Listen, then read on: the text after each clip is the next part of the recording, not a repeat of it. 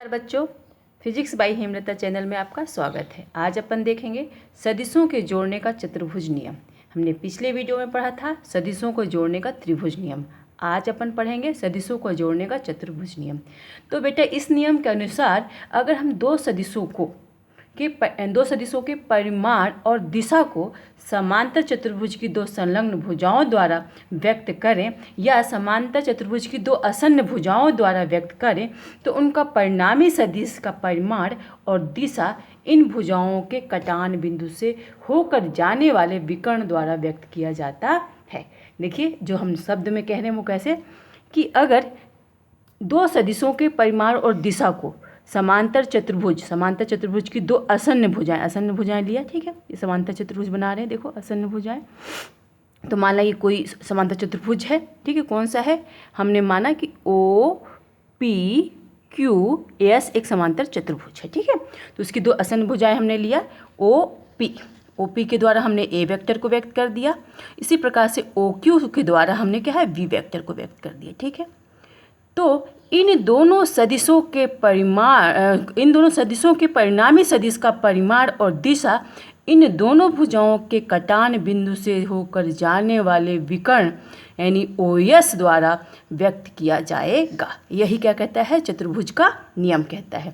यानी सदिशों का जोड़ने का चतुर्भुज का नियम क्या कहता है कि अगर हम किन्हीं दो सदिशों को के परिमाण और दिशा को चतुर्भुज की दो आसन्न भुजाओं द्वारा व्यक्त करें तो उनका परिणामी सदिश जो होगा उसका परिमाण और दिशा इन दोनों भुजाओं के कटान बिंदु से होकर जाने वाले विकर्ण द्वारा व्यक्त किया जाता है। यही से क्या है? चतुर्भुज का नियम है।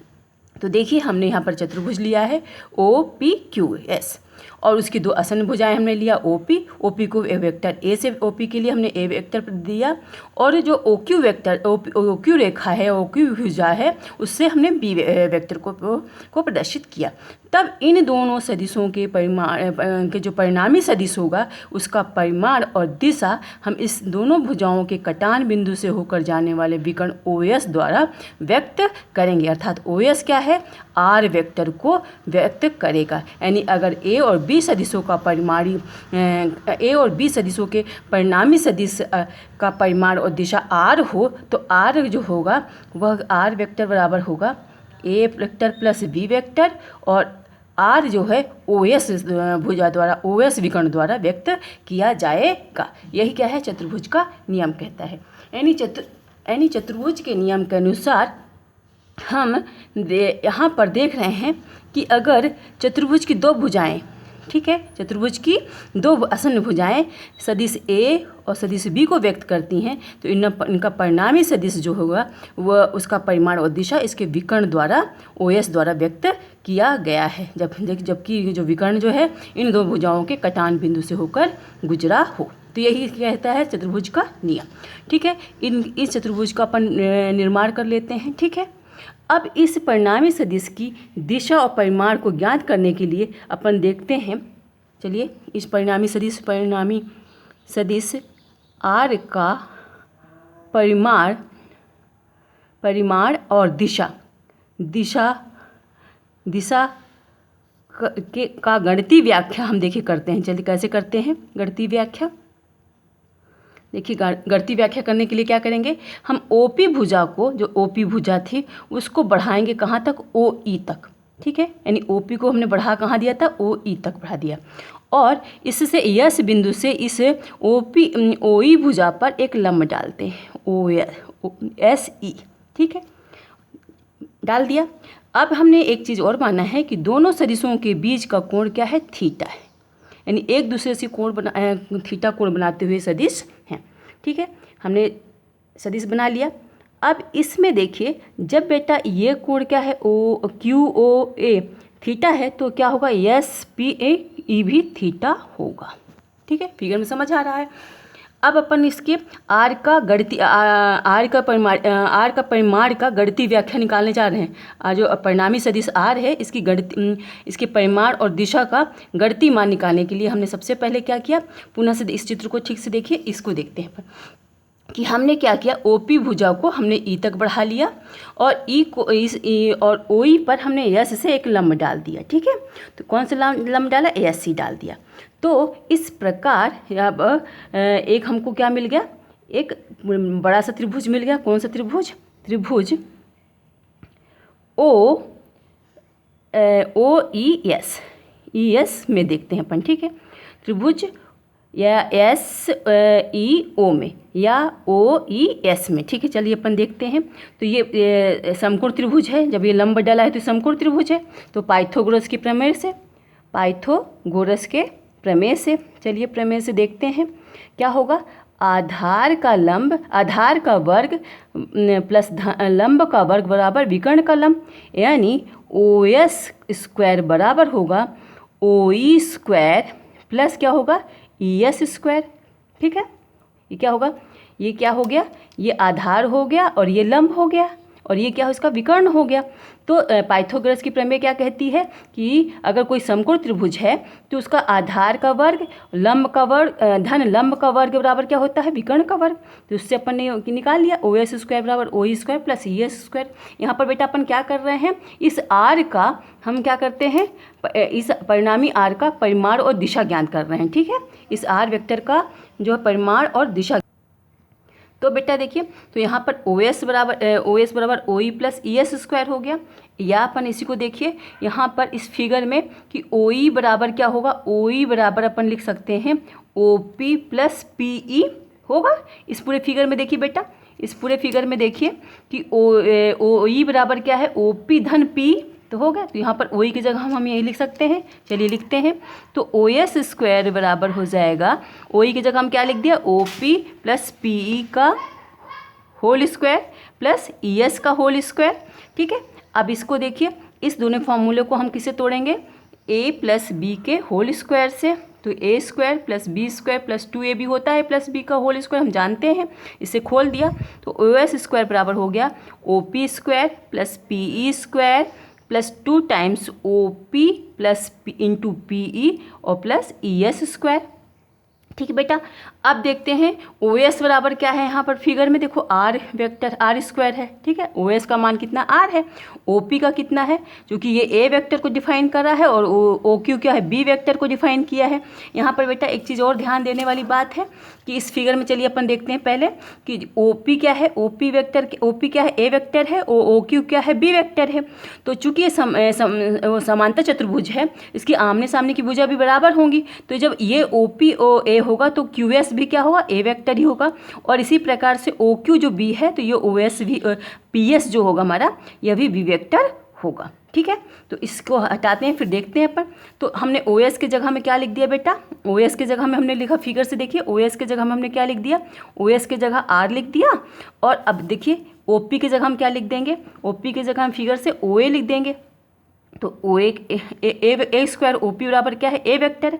ठीक है, अब हमको PE स्क्वायर प्लस 2OP का मान फिर हमको मालूम है, A वेक्टर है। तो A vector into PE plus ES square. ठीक है, ये न तो हमको P की वैल्यू मालूम है, न ES स्क्वायर की मालूम है, न PE की। ठीक है, हमको जिसकी मालूम थी हमने रख दिया, यानी OP की मालूम थी तो OP हमने रख दिया। ठीक है, अब चलते हैं ये, और OS की मालूम थी तो R स्क्वायर बराबर होगा A square plus P square और ES स्क्वायर को एक साथ रख देते हैं, एक पास रख देते हैं। तो P स्क्वायर प्लस ES का स्क्वायर। ठीक है, और plus 2 times A vector into P। ठीक है, ऐसा करके अपन इसको समीकरण 1 कह देते हैं। क्या कह देते हैं, समीकरण 1। ठीक है, अब पुनः चलते हैं फिगर में। फिगर में देखिए बेटा, फिगर में देखिए, अब हम ये त्रिभुज देखते हैं। ये त्रिभुज देखिए, कौन सा त्रिभुज ले लेते हैं, त्रिभुज हम लेते हैं SEP ले लेते हैं। कौन सा, SEP। तो चलिए त्रिभुज SP में, त्रिभुज SEP में हम छोटे वाले त्रिभुज में ले लेते हैं। छोटा वाला जो हमारा ये है त्रिभुज SEP, ये भी राइट एंगल है। ठीक है, समकोण त्रिभुज है। तो इसमें चलिए SEP में, तो चले तो SEP में देखो, इसमें क्या होगा, ये लंब था, ये लंब है, तो लंब है और ये आधार है। तो क्या हो जाएगा, फिर पाइथागोरस की प्रमेय से कि PS स्क्वायर बराबर होगा PE square plus ES square. ठीक है, क्योंकि ये इसमें क्या है, P क्या है, आधार है, ये लंब है, और PS जो है विकर्ण है, कर्ण है इस में। तो PS स्क्वायर बराबर P square plus ES square आ गया, ठीक है। अब इसमें देखिए एक चीज़ तो ये मिल गया अपन को, ठीक है। अब दूसरा क्या देखना है अपन को, इस पर कॉस थीटा देखते हैं। क्या देखते हैं, कॉस थीटा। कॉस थीटा बराबर क्या होता है, आधार बटे कर्ण होता है, ठीक है। तो आधार इसमें क्या है, P है, और कर्ण क्या है, PS। तो आधार की जगह में हम क्या लिख देंगे, P, और कर्ण की जगह हम लिख देंगे PS, ठीक है। यानी कॉस थीटा बराबर इतना, यानी अब हमको देखो PS जो ये है क्या कहते हैं, PS है, इसकी वैल्यू तो मालूम है क्योंकि ये B वेक्टर के बराबर है। क्योंकि देखो OQ जो है, OQ वेक्टर जो है वो B है। तो क्योंकि समांतर चतुर्भुज है, तो समांतर चतुर्भुज की आमने सामने की भुजा बराबर होती हैं। तो ये B है तो ये भी B होगा, यानी PS हमारा क्या है, B वेक्टर है। तो कॉस थीटा बराबर हो जाएगा P बटे V वेक्टर, ठीक है। या इसको क्रॉस मल्टीप्लाई कर लें तो B टाइम्स कॉस थीटा बराबर PE के, यानी एक चीज़ हमको ये भी मिल गया, ठीक है। इसको समीकरण हम 2 कह दें, ठीक है। इसी प्रकार से पुनः चलें इसमें, इसी फिगर में हम साइन थीटा भी निकाल लेते हैं। तो साइन थीटा बराबर क्या होता है, लंब बटे कर्ण, लंब बटे कर्ण। तो लंब क्या है हमारा, इसमें ES है, लंब क्या है, ES है। तो ES बटे कर्ण क्या है, PS फिर है, ठीक है। तो ES की वैल्यू तो नहीं मालूम है तो ES रख देते हैं, और PS हमको मालूम है, PS क्या है, B वेक्टर है। फिगर में देखिए PS बराबर क्या है, B वेक्टर। तो B वेक्टर तो साइन थीटा, यानी ES की वैल्यू क्या आ गई, B टाइम्स साइन थीटा, ठीक है बेटा। तो इस तरह से हमको क्या मिल गया, ES मिल गया और PE मिल गया, ठीक है। अब पुनः अपन समीकरण 1 में चलते हैं। चलिए पीछे चलते हैं, तो पुनः चलते हैं पीछे और चलते हैं समीकरण 1 को देखते हैं, ठीक है। ये समीकरण 1 को, अब पुनः समीकरण 1 में पहुंच गए। 1 पे देखिए कि अब हमको R स्क्वायर की बराबर क्या था, A स्क्वायर, और P और ES की जगह में हम क्या लिख देंगे, ये समीकरण, ये जो समीकरण 2 था, यानी PS बराबर P प्लस ES स्क्वायर की जगह हम लिख सकते हैं PS स्क्वायर, और 2 टाइम्स A और इंटू PE था। तो PE की जगह में हमने P की वैल्यू क्या निकाली है, B कॉस थीटा निकाली है। तो यहाँ लिख देते हैं B कॉस थीटा, ठीक है। अब देखो PS की वैल्यू क्या है, PS बराबर हमारा कितना निकला है, PS क्या है, B वेक्टर है, ठीक है। फिगर में देखिए PS क्या है हमारा, B वेक्टर है, ठीक है। PS क्या है, B वेक्टर है। तो यहाँ पर हम PS की जगह हम क्या लिख देंगे, B वेक्टर। तो A square plus V square plus 2AB cos theta, यानी R स्क्वायर बराबर हमारा इतना मिला, क्या मिल गया कि A square B square plus 2AB cos theta, या R बराबर लिख सकते हैं plus minus under root A square plus B square plus 2AB cos theta. ये हो गए परिणामी सदिश का परिमाण, ठीक है, परिमाण का गणितीय मान, ठीक है। अब अपन क्या निकालेंगे, परिणामी सदिश।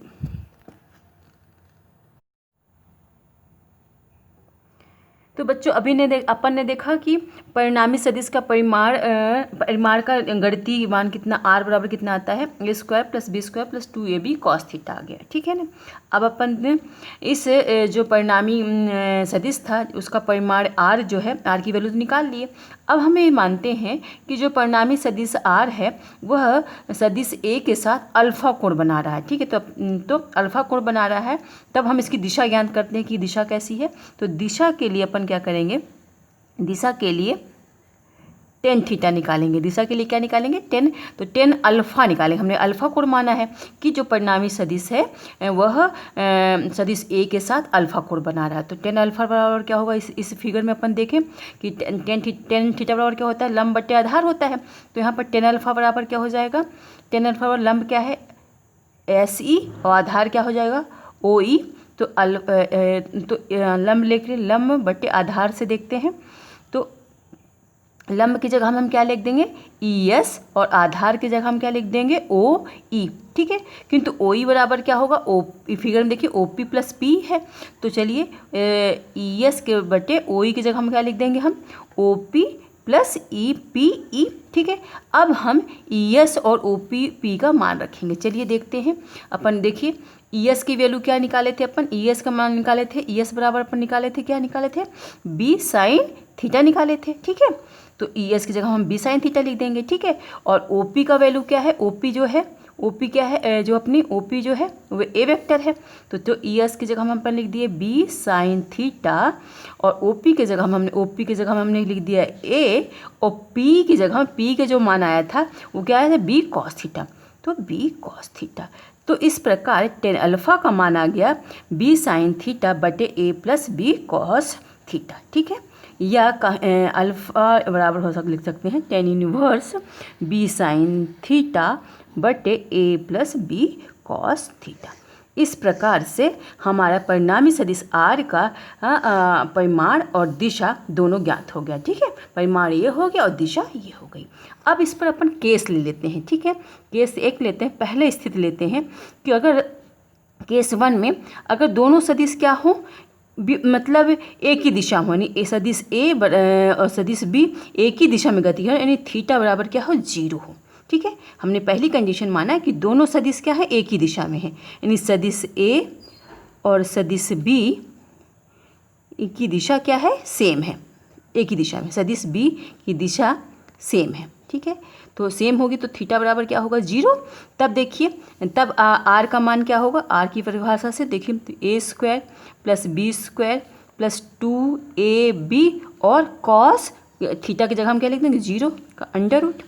तब क्या हो जाएगा, R का मान क्या हो जाएगा, cos 0 की वैल्यू क्या होती है बेटा, cos 0 की वैल्यू होती है 1, तो A² plus B² plus 2AB ये का अंडर रूट, या अपन लिख सकते हैं A प्लस B का ये होल स्क्वायर है, A प्लस B का होल स्क्वायर का अंडर रूट, या R बराबर आ जाएगा A plus B, under root हट जाएगा स्क्वायर से, तो इसका सबसे अधिक मान आएगा। ठीक है, इसी प्रकार जब टेन अल्फ़ा का मान निकालेंगे तो टेन अल्फ़ा का मान क्या आएगा, B साइन थीटा बटे A plus B cos theta होता है। तो देखिए, तो B साइन 0 का मान रखेंगे तो साइन 0 की वैल्यू तो 0 होती है, तो यानी टेन अल्फ़ा का मान क्या आ जाएगा, 0, यानी दिशा क्या होगी, समान होगी। ठीक है, एक तरह से ये हो गया। अब बच्चों इस तरह से केस स्थिति 1 आ गई। अब केस स्थिति में 2 लेते हैं, केस सेकंड ले लेते हैं। ठीक है, सेकंड में क्या लेते हैं, थीटा की वैल्यू हम क्या लेते हैं, 90 डिग्री लेते हैं, यानी सदिश A सदिश B के लंबवत है। ठीक है, या सदिश A और B एक दूसरे के लंबवत हैं। ठीक है, सदिश B के लंबवत है। ठीक है, तो चलिए तब R की वैल्यू क्या हो जाएगी, R बराबर क्या हो जाएगा, A² plus B² plus 2AB और कॉस 90। ठीक है, थीटा की वैल्यू 90 हो जाएगा, R का अंडर रूट। ठीक है, तब क्या हो जाएगा, A² plus B² plus 2AB और कॉस 90 का मान कितना होता है, 0 होता है, यानी ये क्या हो जाएगा, 0 का अंडर रूट, यानी R बराबर क्या होगा, A² प्लस B² और ये 2AB 0 हो गया, यानी 0 का अंडर रूट, यानी R की वैल्यू क्या आ जाएगी, A² प्लस B² की का अंडर रूट। ठीक है, अब थीटा दिशा देखते हैं, टेन अल्फ़ा बराबर क्या आएगा, टेन अल्फ़ा बराबर अपन का होता है कि क्या होता है, B साइन थीटा बटे A plus B cos theta होता है। ठीक है, तो अब क्या करेंगे, B साइन 90 का थीटा की जगह हम क्या रख देंगे, 90 डिग्री और A और प्लस B और कॉस 90 डिग्री। ठीक है, तो देखिए, तो B यहाँ पर जाएगा B साइन 90 का मान तो 1 होता है, तो 1 बटे A प्लस B और ये कॉस 90 की वैल्यू 0, तो यानी आ जाएगा टेन अल्फ़ा का मान आ जाएगा B बटे A। ठीक है, तो इस प्रकार ये 90 डिग्री के केस में हो गया। जब दोनों सदिश विपरीत हो, यानी केस थर्ड ले लेते हैं पर, तब दोनों सदिश क्या हो, विपरीत हो, यानी तब थीटा के मान क्या ले लेंगे, 180 डिग्री। उस पर क्या होगा, R की वैल्यू फिर देखिए, A² plus B² plus 2AB cos 180 degree. ठीक है, का अंडर रूट। तो देखिए यहाँ पर कॉस 180 का मान कितना होगा, -1 होगा, तो R बराबर हो जाएगा A² plus B² minus 2AB। ठीक है, या ये हो जाएगा R की वैल्यू हो जाएगा A² माइनस B। ठीक है, ये A माइनस B का होल स्क्वायर का अंडर रूट, या R बराबर हो जाएगा A माइनस B। ठीक है, और इसी तरह से टेन अल्फ़ा का मान आएगा, दिशा निकालेंगे तो B साइन 180 डिग्री रखेंगे बटे A प्लस B कॉस 180 रखेंगे, तो साइन 180 का मान क्या हो, 0 हो जाएगा, तो ये को अल्फ़ा का मान क्या आ जाएगा, tan अल्फा का 0 आ जाएगा। इस प्रकार हमने तीनों कंडीशन पढ़ ली। ठीक है बेटा, अब आप क्या कर लीजिए, थोड़ा सा इसका स्क्रीनशॉट ले लीजिए इस वाले पोर्शन का, जिसमें आपको नोट्स बनाने के लिए आसानी रहे। ले लीजिए, ये स्क्रीनशॉट बना लीजिए।